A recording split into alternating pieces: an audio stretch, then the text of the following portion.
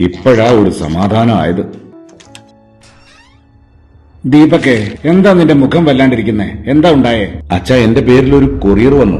അതിൽ മൊത്തം കഞ്ചാവും മയക്കുമരുന്നായിരുന്നു. ഞാൻ അകത്ത് പോകേണ്ടതായിരുന്നു. എന്നെ ഇപ്പൊ ഡൽഹിയിൽ നിന്ന് ഒരു CBI ഓഫീസർ വിളിച്ചിരുന്നു. CBI ഓഫീസറോ? എന്നെ വീഡിയോ കോൾ ചെയ്ത് അവർ പറഞ്ഞത് വേറെയും പോലീസുകാരൊക്കെ അടുത്തുണ്ടായിരുന്നു. എന്റെ പേരിൽ കോടതി അയച്ച വാറന്റ് അവർ കാണിച്ചു. കാര്യങ്ങൾ ബോധ്യപ്പെടുന്നത് വരെ ഞാൻ അവരുടെ വെർച്വൽ അറസ്റ്റിലുമായിരുന്നു. എന്നിട്ട് അവർക്ക് എന്റെ അക്കൗണ്ട് വെരിഫൈ ചെയ്യാനായി അക്കൗണ്ടിലുള്ള മുഴുവൻ പണവും RBIയുടെ അക്കൗണ്ടിലേക്ക് ട്രാൻസ്ഫർ ചെയ്യാൻ പറഞ്ഞു. ഞാനത് അപ്പം തന്നെ ചെയ്തു. മോനെ, നിന്റെ പൈസ പോയി. ഇത് പുതിയൊരു തരം തട്ടിപ്പാ. ഇതിനെക്കുറിച്ച് പോലീസ് മുന്നറിയിപ്പ് ഉണ്ടായിരുന്നു. CBIക്ക് അക്കൗണ്ട് പരിശോധിക്കാൻ പണം ട്രാൻസ്ഫർ ചെയ്യേണ്ട കാര്യമുണ്ട്. നിന്റെ അക്കൗണ്ട് മരവിപ്പിച്ചാ പോരെ? അപ്പൊ വാറന്റ് അതൊക്കെ ഈസിയായി ഉണ്ടാക്കാം.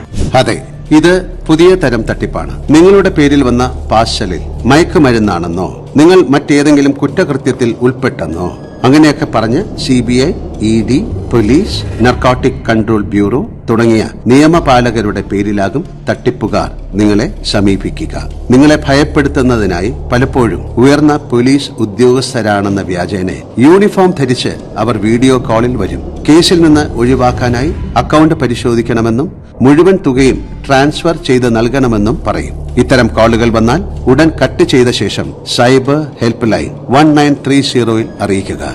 Let us change.